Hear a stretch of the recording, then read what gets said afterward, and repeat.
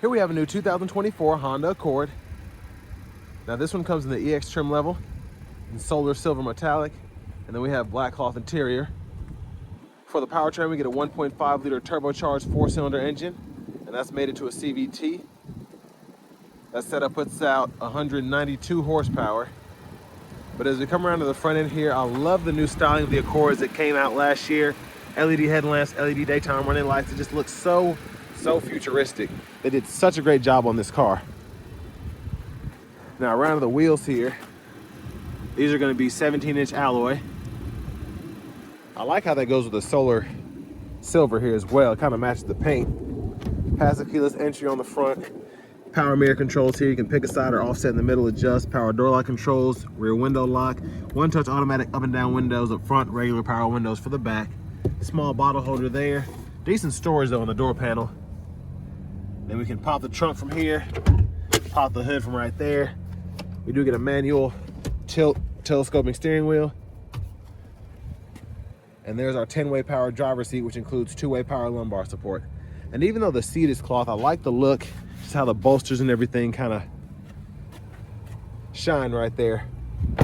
Now I have the seat up front adjusted for someone of my size, being 6'3" with longer legs. Before we check out the rear seat room, big shout out to Daryl Waltrip Honda for allowing me to review this Accord today. I'll leave a link below in the description. Y'all can pause anywhere you need to right there to take a closer look at the features. Sticker price is $31,005, and there are the fuel economy numbers there. Now let's go ahead and check this out. Looks spacious enough. So yeah, pretty impressive legroom back here. My knees are just barely touching the top part of this here, but if I move or sit all the way back in the seat, they don't touch at all. So that is quite impressive for this to be a sedan. And this middle seat actually folds down. Bottle holders are right there. I like that we have an LED reading light back here. That's impressive too. Actually surprising. Grab handles here, and we can hang a plastic hanger hook, maybe a couple metal hanger hooks right there. But let's make our way towards the back.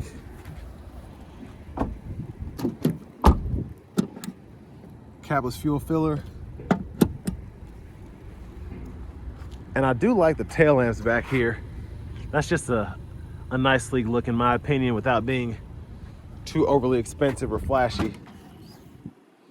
Now there's a cargo space here. You can't really see much, but that's a big box in there, and it has plenty of room to fit. And then we also have a hook on either side for bags. And if you lift this up, it's like a 3-part process.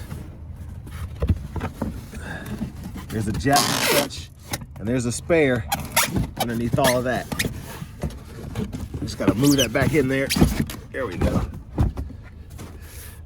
And we'll pull this to see how that rear seat folds down. And then a quick look underneath the vehicle. We do have that dual exhaust system there.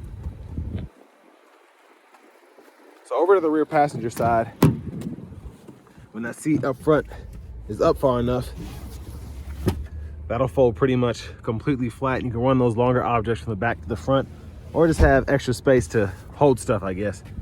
And then the anchors for the car seat are just hidden behind this little flap here. Now to the front passenger seat. That's gonna be manual, but we have a manual seat back and a manual seat bottom we can adjust. We just can't pump the seat up or down. And then a lockable glove compartment here.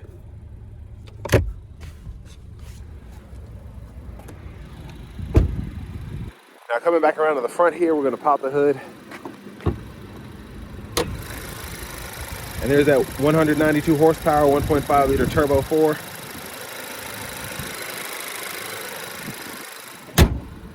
Now let's go ahead and hop in the driver's seat.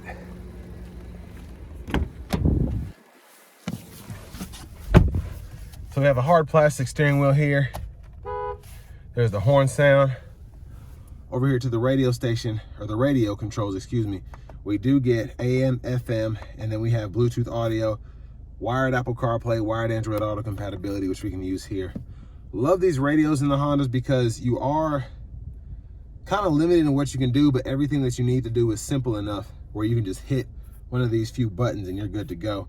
And then your menu options are right in there. So if you want to set the volumes for anything, or if you want to go ahead and adjust your smartphone settings, things of that nature, you can do that. And it's, again, all just very easy to use. So volume is there. We can turn the audio off by pressing the button, and then we have the tune knob there. And these windows are tinted, so I'm gonna roll them down a little bit so we get a little better lighting. There's the backup camera. Guidelines follow you as you turn the steering wheel.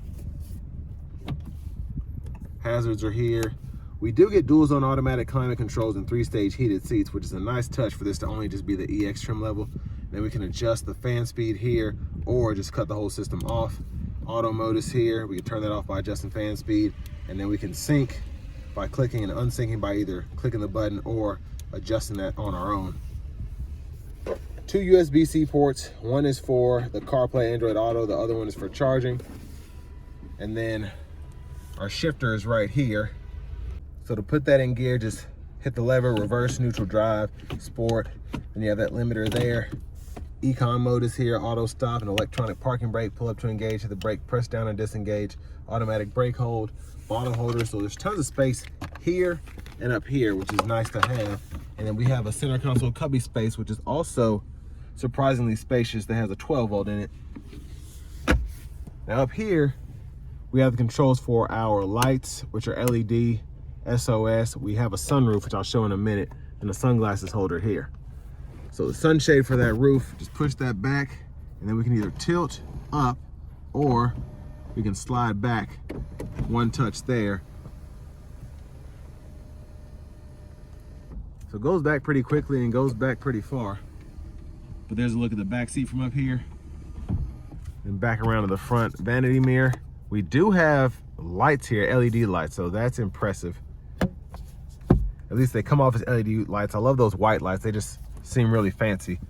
But over here to the steering wheel, stalks behind the steering wheel, blinkers, there's auto off, low beams, and then we can turn the high beams on there, flash there.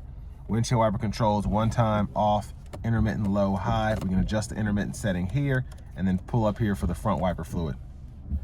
Now over here, we can go through our track list, radio station presets, volume, voice recognition, and this scroll bar here can be used to go through the left side of the gauge cluster. So we can choose our audio source, customize the display, and then on the right side, we can use this bottom scroll bar to go through our settings. So gauge display settings, and in the settings here, if I go to vehicle settings, I can calibrate the tire pressure monitors, or I can go ahead and change my units of measurement in the meter setup here.